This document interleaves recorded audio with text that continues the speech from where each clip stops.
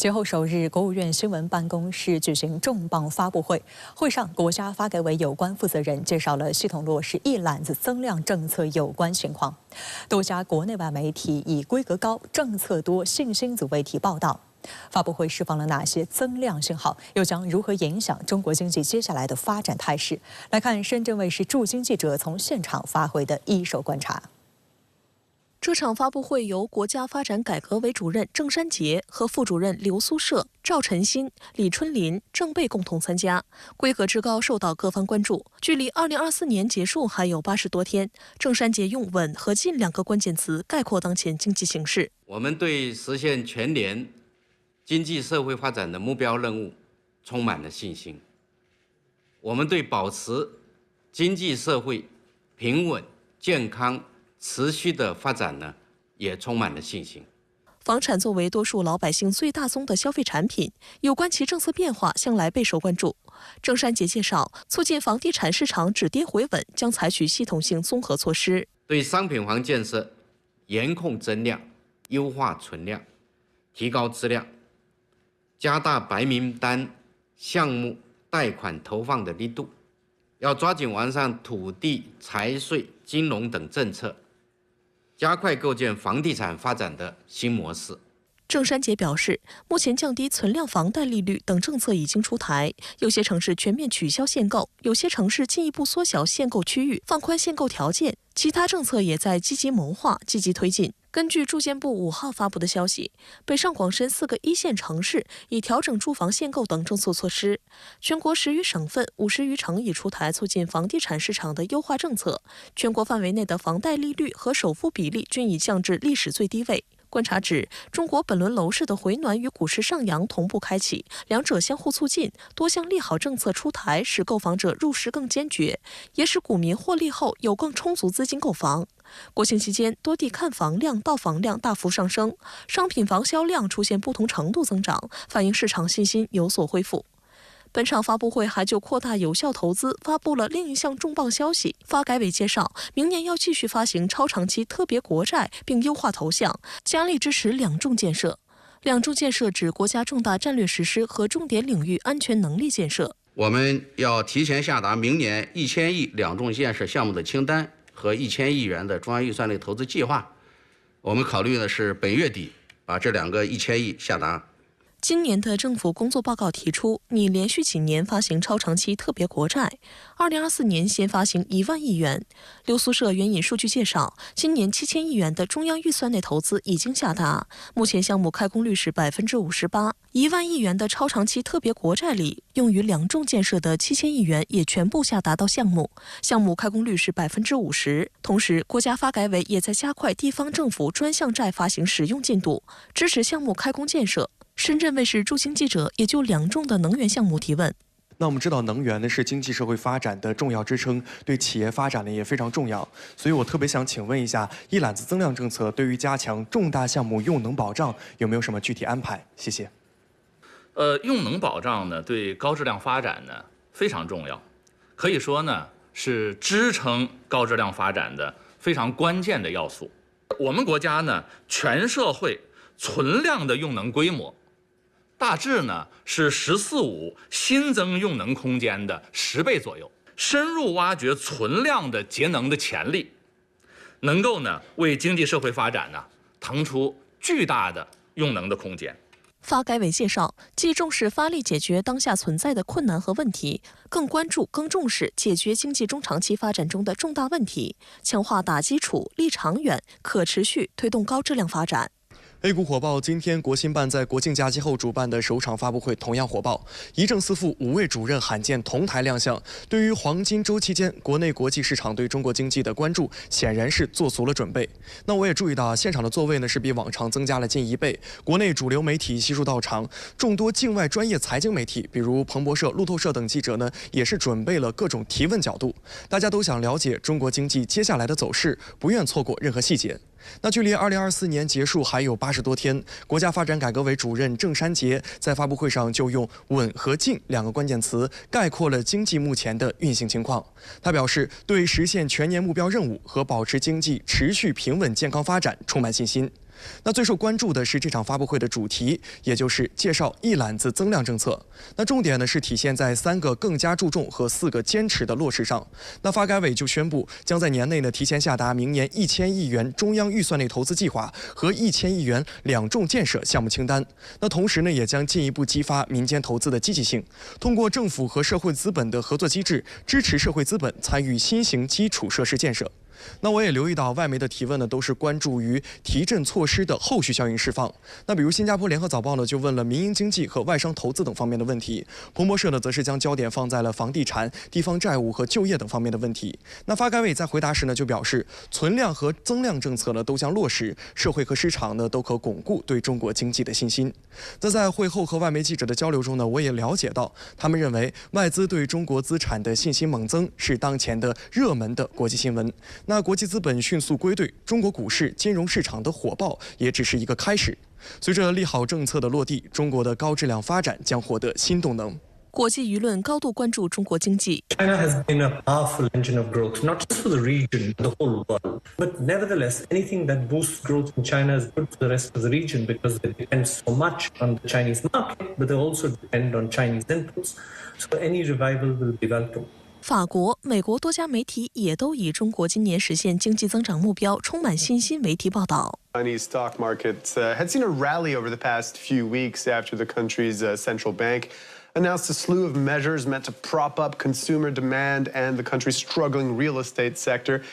And after the country's leadership also had hinted that more stimulus was coming. 英国广播公司援引《经济学人》智库中国首席经济学家苏跃表示，我们认为中国支持增长的政策立场仍未改变。中国政府在考虑刺激经济的方式时更加谨慎，确保财政和货币宽松资源流向经济较弱的领域。11黄金周结束后的首个 A 股交易日，延续了节前的强势上涨势头，3大股指集体收涨。开盘20分钟，沪深两市成交额破1万亿元，破历史最快纪录。大量外资跑步入场，包括高盛、瑞银等外资投行纷纷投出信心票，继续看好看多中国市场。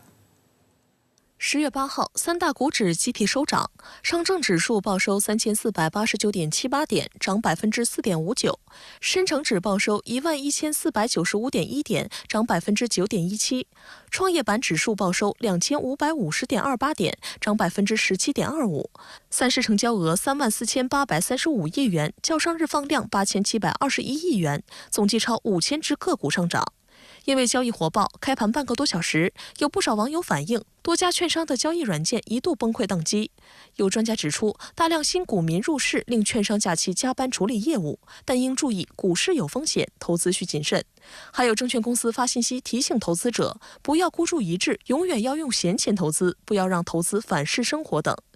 外界注意到，8号上午半导体板块走势最强。有分析指，除了国内半导体行业周期有望见底回升的因素外，外资机构关注中国半导体产业也是重要原因。 It's been about the stock market. It's a bit more about liquidity and reforms in the stock market because, especially, we had the measures announced a couple of weeks ago coming into the long holiday, and the market rallying. That can create confidence, and that can create a wealth effect. 事实上，中国 A 股市场近期表现强劲，外资据报正削减在印度、日本等其他亚洲市场的资金配置，转而将资金投向中国股票市场。这在中国11黄金周 A 股不开市期间表现尤为明显。 新兴组合基金研究全球公司研究主管卡梅伦·伯兰特表示，流入中国股市的外国资金达到了惊人的水平。截至10月2号单周，海外基金当周净流入中国市场规模达到超过130亿美元，创下有史以来最高的单周规模。伯兰特指出，不少投资者选择同时卖出其他地区市场的股票，来为这种轮动交易提供资金。他预计，中国股市的上涨还将持续一段时间。 值得一提的是，美国交易所交易基金中的中国市场相关 ETF 在中国国庆假期期间净流入52亿美元，而去年同类 ETF 平均每周净流出2700万美元。观察指出，海外投资者对中国市场投资情绪的急剧转变，显示了资本的逐利性。华尔街知名投行高盛在其最新研报中列举了看涨中国股市的理由，包括中国政府推出的一系列关键举措，中国相对于全球主要股市的估值仍有显著折价等，并将中国股市上调至超配，也就是超过常规买入比例的意思。Support is a big boost to sentiment, confidence, and shifts the outlook for the stock market. It puts a policy put in place. And like you say, the instant consequence of that is a big move on in the rating. Now ratings moved on considerably, big market shift in that valuation. We're still trading at a significant discount to other emerging markets and a significant discount to developed markets. 观察指出，美联储降息和中国经济提振措施的出台是前后脚发生，显示了中美在宏观经济政策上对表，以维持全球金融市场稳定。深圳卫视注意到，今年8月15至16号，中美金融工作组在上海举行第5次会议，会议由中国人民银行副行长宣昌能和美国财政部助理部长奈曼共同主持。国家金融监督管理总局、中国证监会以及美联储、美国证券交易委员会等部门参会。这一与会人员名单就很能说明问题。中国股市上涨也将对实体经济产生积极效果。经济学教授桑比特·巴塔查里亚认为，中国强劲的经济前景还将成为提振世界其他地区消费者信心和经济前景的积极力量。巴塔查里亚教授强调，自1990年以来，中国的 GDP 增长一直领先于世界其他国家，但中国资产的价值被严重低估。这种表现其实一点不惊奇，因为我也看到许多外资一些金融大佬，包括一些对冲资金的大小老板，都纷纷发声，在对中国这个股市的这个突飞猛进，一方表示惊讶，第二是表示赞赏，第三都积极的想跳入到这个中国的资本池子里来大显身手。当然，在这个表示这种惊讶和支持和理解和欣赏的同时，也有一些比较偏冷静的一些，比如摩根大通啊，它的资产配置 CEO 啊，表示有一种观望和继续观望的可能。那所以这两种看法，我认为都很可取。美国《华尔街日报》注意到，自9月中旬以来，中国股市在不到3周的时间里上涨逾35%。有着新兴市场教父称号的华尔街资深老兵麦普斯近日表示，如果政策制定者们继续推出积极措施，中国股市的反弹可能持续下去。Still extremely bullish. The fact is, we've still got across every single Greater China market, 25% is the one-month return, or more than that. That is the minimum expected one-month return, or what we had. But I don't think there is going to be less capital flowing to China. The world is still massively underweight China. I still think there's going to be a reorientation on that. It's just not going to work at the pace of the last month. It's going to be gains of a couple of percent, like normal bullish market gains. 从大势来讲，从长远来看，外国资本还要回流中国，起到决定性作用的还是我刚才所说的2点。第一的，取决于中国政治形势是否稳定。只要中国政治形势稳定，没有发生像西方甚至其他地区的动乱和动荡，那么这个地方一定是冒险家乐园，一定是投资者乐园。第二点，这个市场有很高的回报，回报是恒定的，是稳定的，也就是我们在圈内经常所说的，对于回报的预期非常好。现在整个业界对于中国资本市场的回报看法非常正面，非常 positive。这就对于中国市场吸引外资来讲是一个巨大的磁铁，是巨大的吸引力的。就我了解，有些资本也在属于那么蓄势以待吧，就是说随个看到机会，看到时机就进来。更值得关注的是中国消费的复苏。在刚刚结束的国庆假期，多项消费数据与股市一样火爆。据统计，黄金周期间全国国内出游 7.65 亿人次，总消费 7008.17 亿元。国家移民管理局统计，国庆期间外国人出入境 101.4万人次，同比去年增长 37.2%。外交部发言人毛宁在8号的例行记者会上就表示，中国游的升温显示了中国的吸引力和开放姿态。中国开放的大门会越开越大，出入境便利化水平会不断提升。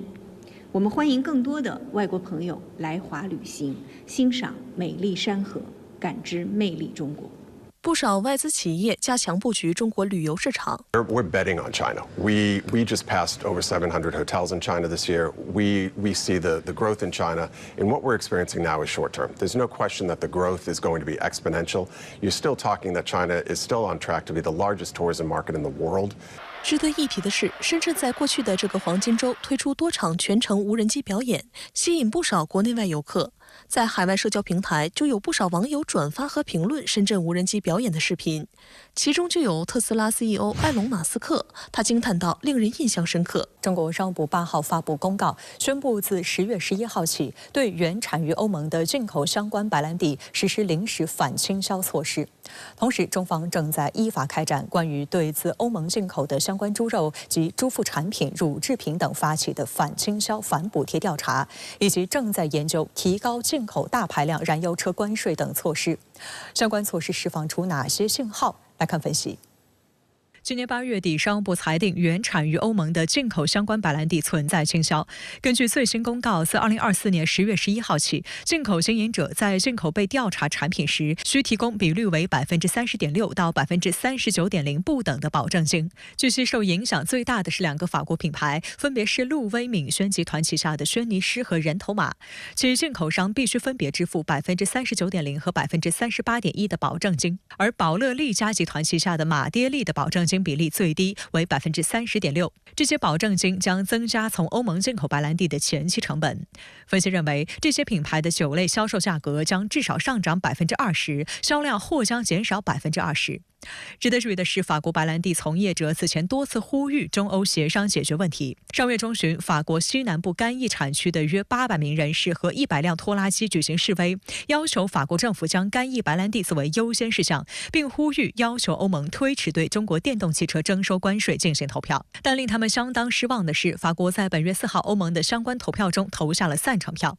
有干邑白兰地行业协会表示，这意味着法国政府牺牲了他们的利益。法国媒体担心，目前中方的临时反倾销措施仅为征收保证金，未来不排除升级，这或将导致法国白兰地被中国消费者抛弃。干邑白兰地是法国葡萄酒行业的重要组成部分，拥有4400家农场、120位专业蒸馏师和270家贸易公司，提供了1.5万个直接工作岗位和约7万个间接岗位。而中国市场占其出口的1/4，是多个知名品牌的最大海外市场。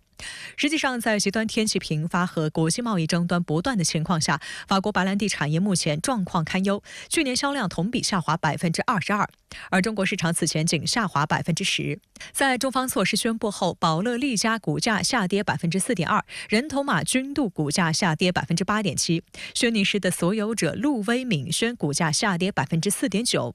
值得一提的是，中国在8月底曾宣布暂缓该措施，当时消息公布后，法国酒商的股价迅速回弹，出现2位数的上涨。中国对欧盟的白兰地进口近年来呈现迅速上升的这样一个趋势。我们可以看到2023年中国的白兰地进口额是17.5亿美元，那么我们从欧盟进口的白兰地基本上全部来自法国，所以呢，这次对欧盟白兰地的反倾销调查会对法国的白兰地企业产生很大的影响。同一天，商务部发言人还表示，关于对自欧盟进口的相关猪肉及猪副产品、乳制品等发起的反倾销反补贴调查，目前中方正在依法开展调查，将充分保障各利害关系方权利，并根据调查结果作出客观公正裁决。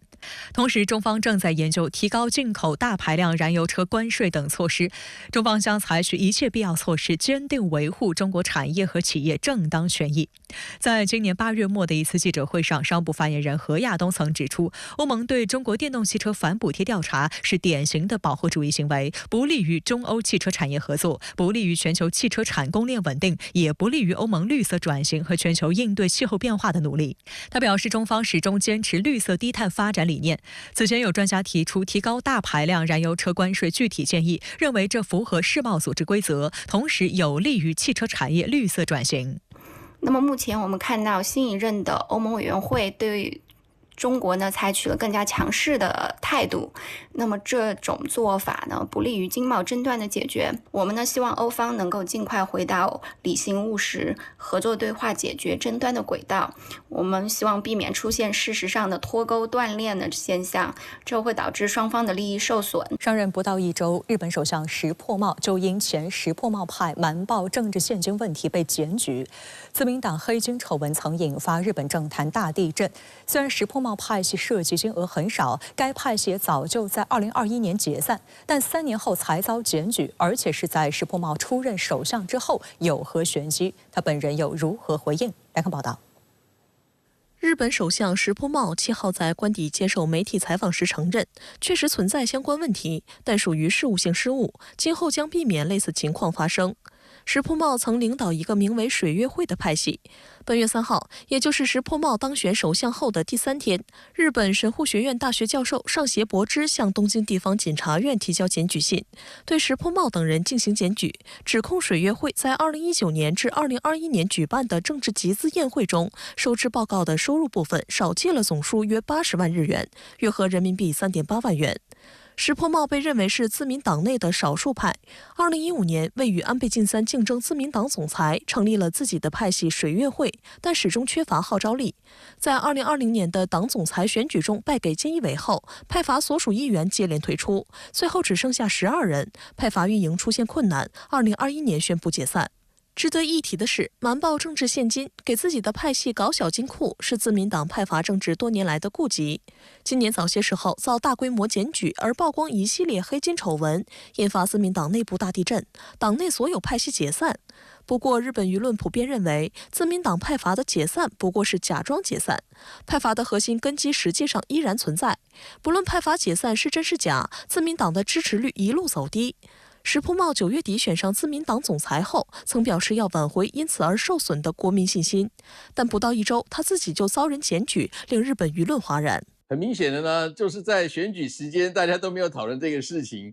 但是呢，选举完以后，他坐上了这个首相的位置呢，就马上出现人家就攻击这个，那显然就是那个安倍啊、麻生派对他的不满意嘛，因为他们本来是支持那个高市早苗嘛，没有当选。最新的调查显示，石破茂内阁支持率为50.7%，为2002年以来最低的新任首相，低于2021年岸田内阁新成立时的55.7%，也低于菅义伟内阁当时的66.4%。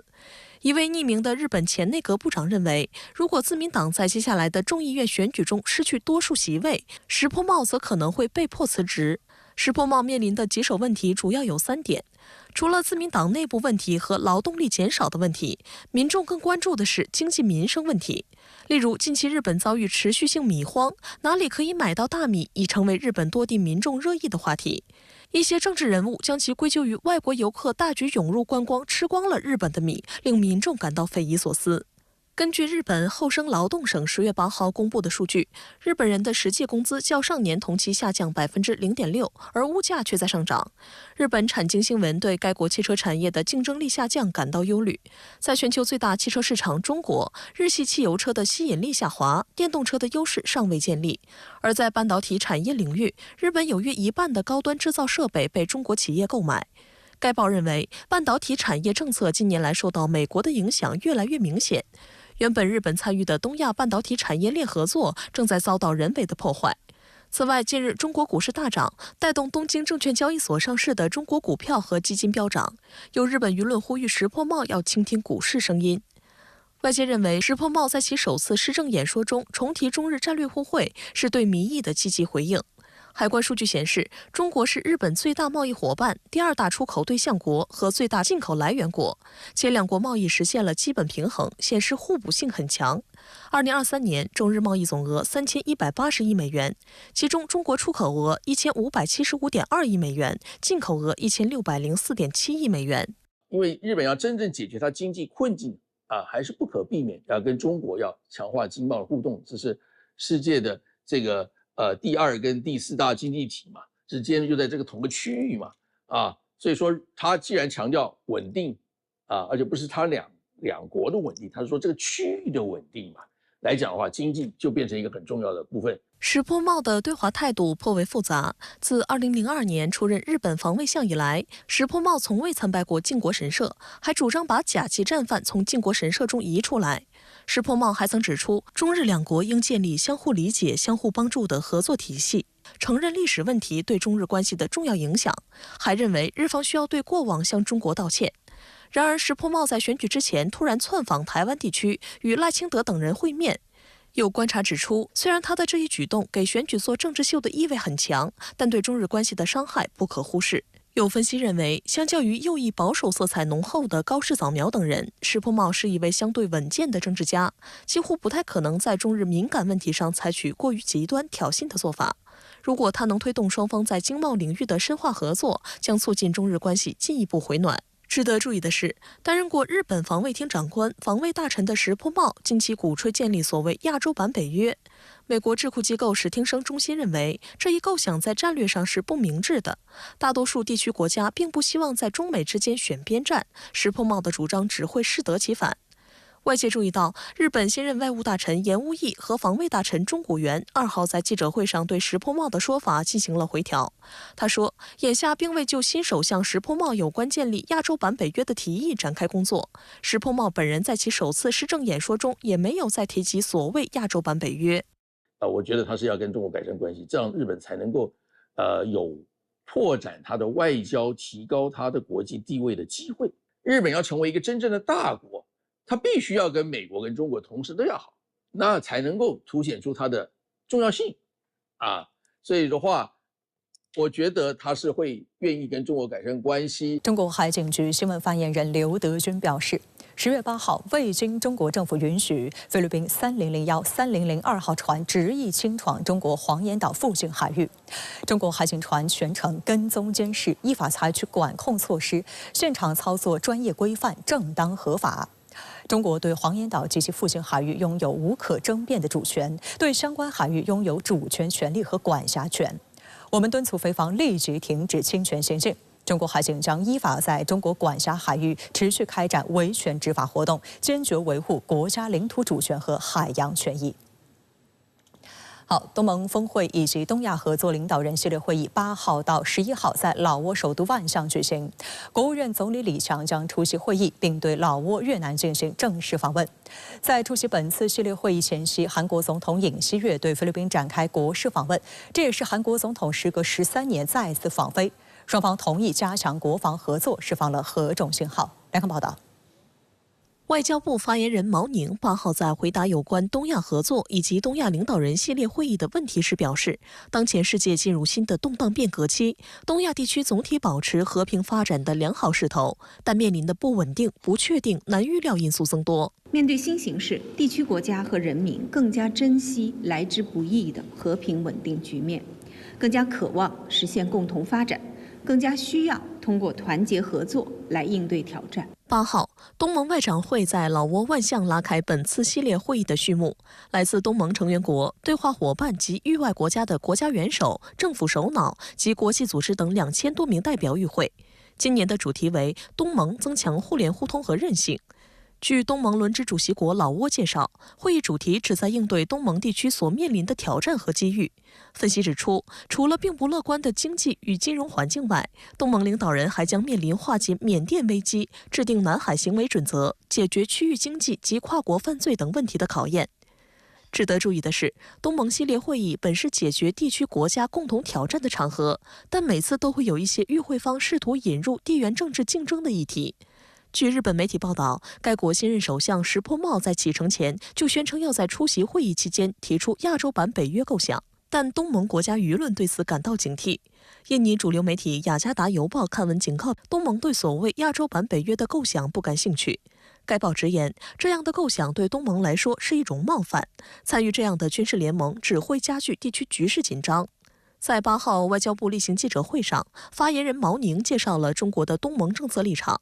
他表示，中方期待同东盟等地区国家一道，凝聚共识，深化互信，加强合作，为地区乃至世界和平稳定与发展繁荣注入新动力，携手维护地区秩序，巩固以东盟为中心、开放包容的区域合作架构，践行真正的多边主义，反对阵营对抗，打破小院高墙，让东亚成为合作共赢的大舞台。值得注意的是，今年以来，菲律宾在美国怂恿下频繁侵闯中国南海岛礁，美国也不断拉盟友到南海搞演习。外界预计，菲律宾将再次在东盟系列会议上炒作南海问题。但从东盟角度而言，一向呼吁对话解决问题。今年7月举行的东盟外长会联合声明就强调，防止出现事故和误判的重要性，并呼吁各方避免采取可能使争端复杂化和升级的行动。华阳海洋研究中心理事长吴世存此前在接受深圳卫视专访时就强调，中国和东盟可尝试在南海地区建立新的安全机制，谈判解决有关争议，这是中国解决南海问题的一贯主张，也是中国解决南海问题的政策之一。这一政策，这一做法仍然行之有效，仍然中国在继续风险。但是马克思政府，你可以看他做出的承诺是一回事，兑现不兑现承诺，是不是按照已经形成的共识来执行，是另外一回事。另据韩联社报道，韩国总统尹锡悦在参加东盟系列会议之前访问了菲律宾和新加坡，这也是韩国总统时隔13年再次访菲。7号，尹锡悦与菲总统马克思会谈，双方称同意加强国防合作，并将韩菲关系提升为战略伙伴关系。尤其值得警惕的是，韩菲还讨论了南海问题和朝鲜半岛局势。有分析认为，韩国不是南海问题当事方，菲律宾也不是半岛问题当事方，双方就这些事情进行商讨，没有实际影响，但释放出跟随美国印太战略选边站队的政治信号。外界注意到，在尹锡悦之前，韩国总统几乎从不就南海问题表态。中国外交部此前曾回应表示，韩国不是南海问题的当事方，有关做法无助于维护南海和平稳定，更不利于中韩关系发展。中方敦促韩方在南海问题上谨言慎行。尹锡悦这次在马尼拉复述了美国的政治语言，宣称要在南海建立基于规则的海洋秩序和所谓航行和飞越自由。这次韩菲首脑称要加强军事合作，也是为了配合美国。过去几年，韩国提供的装备为菲海军创下多项历史记录。2019年8月，韩国将退役的浦项级轻型护卫舰中州号免费送给菲律宾，成为菲海军史上第一艘真正意义上的现代化护卫舰，将其改名为康拉多亚普号。2020年，该舰非法闯入中国黄岩岛临近海域，被解放军南部战区驱逐。2020年，菲律宾从韩国购买的何塞黎萨号导弹护卫舰交付，成为菲海军历史上第一艘具备导弹攻击能力的护卫舰。近年来，在菲律宾军队现代化计划的第3阶段，菲军方正在寻求购买战斗机、潜艇和导弹系统等先进装备，并抛出了价值数十亿美元的采购计划。韩国则通过访问、联演和赠送退役武器等方式，加大力度向菲武器推销，包括由教练机改型而成的 FA-50战斗机、护卫舰和驱逐舰。还有分析认为，未来韩菲很可能签署访问部队协议。菲律宾目前正谋划与美国多个亚太盟友签订这一军事协议。韩国未来很有可能会继续把自己更先进的这种空战装备，比如说FA-50的进一步的改进型号，甚至于它现在正在研制的这个它自己的这个新一代的这个隐身战机它把它也作为这个更进一步的装备卖给菲律宾。此外，据菲媒报道，韩菲这次还签署了关于重启巴丹核电站项目可行性调查的谅解备忘录。巴丹核电站是上世纪70年代为应对石油危机而建，耗资13亿美元，于1984年竣工，但1986年封闭反应堆搁置至今。马克思上台后宣布要重启巴丹核电站，但困难重重。外界认为，尹锡悦会否充当巴丹核电站的金主，仍有待观察。有分析指出，在输掉了今年4月举行的第22届国会议员选举后，尹锡悦所在的国民力量党丧失了对国会的主导权，形成了朝小野大的局面。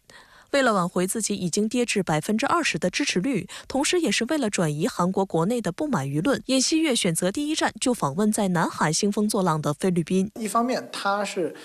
通过这个美日韩的这种3边的军事关系呢，通过这样的加强呢，在美国的要求之下，增强了对于南海方向，尤其是菲律宾的这样一种这个在军事上的这个影响。这个影响呢，包括说可能说双边的这种协议之后，实际上是单方方面的就是韩军到这个菲律宾来参加演习并且呢有可能会去执行一些相关的任务另一方面这个韩国可能会在军事上，尤其是在这个军工产品上给予这个菲律宾一系列的这个帮助。